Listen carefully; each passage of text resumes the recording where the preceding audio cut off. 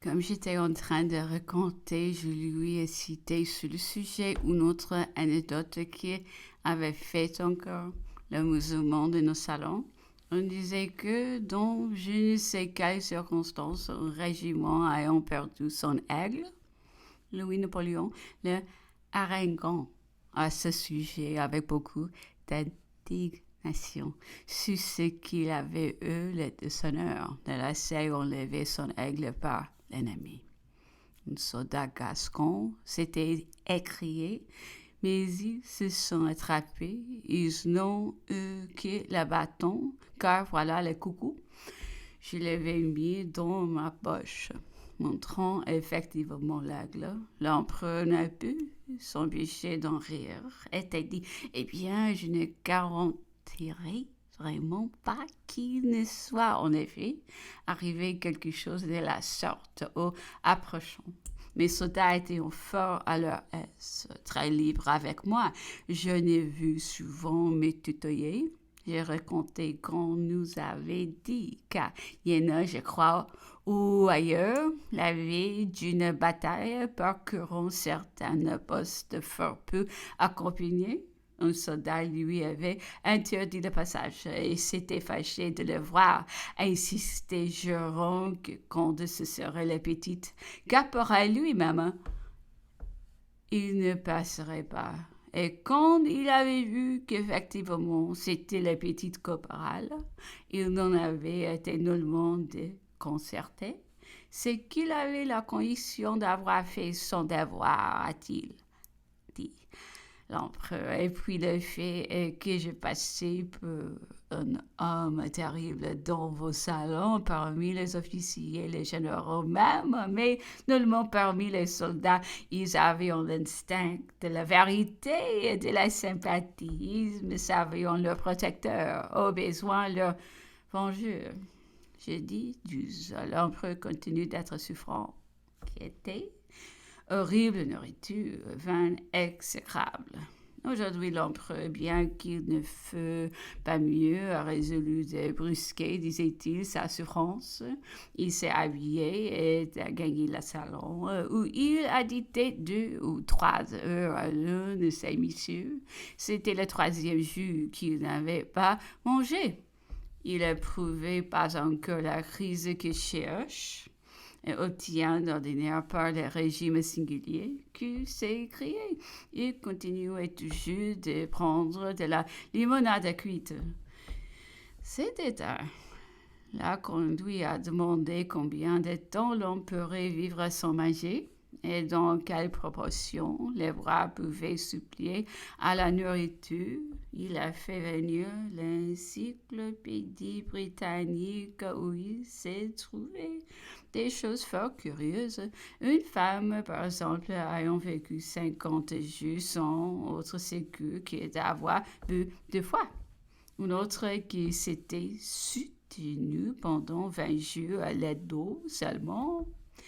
Quelqu'un disait à ce sujet que Charles était par seule expérience sur lui-même et par pure contradiction.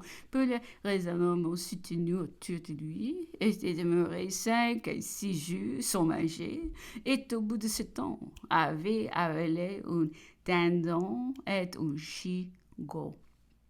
Mais il avait failli en crever. L'empereur en riait et nous assurait qu'il n'avait pas la prétention d'aller jusque-là, quelque temps d'ailleurs qui fut le modèle.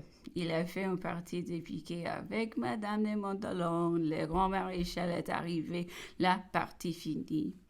L'empereur lui a demandé comment il le trouvait, mais un peu jaune a répondu Bertrand, et c'était très bien. L'empereur, dans un mouvement de gaieté, s'est mis à le poursuivre dans le salon pour lui saisir l'oreille, disant « Comment un peu jaune ?» Vous m'insultez, monsieur le grand maréchal. Vous prétendez dire par là que je suis bilieux, morose, atrabilaire, violent, injuste, tyran. Allons, livrez-moi cette oreille que je me venge. Le dîner est arrivé et l'empereur a hésité s'il dînerait avec nous et s'il dînerait dans son intérieur. Et il s'est décidé pour ce délire de peur, disait-il, d'être tenté d'imiter. Charisette, si gêné, à la grande table, mais certes cela lui eût été bien difficile, car étant venu nous surprendre au milieu du dîner, nous lui avons fait pitié, disait-il, et en effet, nous avions littéralement à peine de quoi manger. Cette circonstance l'a conduit à prendre une partie extrême. Il a ordonné, de cet instant, de vendre chaque mois une portion de son argenterie pour subvenir à nos besoins de table. Ce qu'il y avait de pire à notre mauvais dîner, et qui est devenu le sujet d'une conversation sérieuse, c'était le vin exécrable depuis quelques jours et qui nous a tous incommodés. Nous avons été obligés d'en faire demander au camp, espérant qu'on nous changera à lui que nous serions boire. Dans les cœurs de cette conversation, l'empereur a dit que, situé comme il avait été, il avait reçu une foule d'indices d'avertissement de la part des chimistes et des médecins, que tous ayant accordé à lui signaler le vin et le café comme les objets dont il devait le plus se garantir. Tous accordent ayant réussi à lui dire de le refuser à la moindre odeur d'art. Et pour le vin surtout, de le rejeter à l'instant, si seulement il se sentait le moindrement étonné en le goûtant. Comme il avait toujours eu, disait-il, son même vin de Chambertin. Il avait été rarement dans le cas d'avoir rien à refuser. Mais aujourd'hui, c'était tout autre chose. S'il avait rejeté son vin à chaque étonnement, il y a longtemps qu'il n'en boirait plus. Vendredi 13, poème de Charlemagne du prince Lucien. Critique Homère. Le temps était détestable. Il dure ainsi depuis 3 semaines ou un mois. Avant 1 heure, l'empereur m'a fait demander. Il était dans son salon. L'amphitryon venait d'arriver chez moi. Je lui amené. Il a entretenu d'objets personnels et particuliers. L'empereur était fort changé. Il a désiré se mettre au travail. J'ai fait venir mon fils et l'empereur a retravaillé le chapitre du pape et celui de Tagliamento. Il ne cessait qu'à 5 heures. Il était fort abattu, avait l'air fort souffrant et s'est retiré disant qu'il allait essayer de manger quelque chose.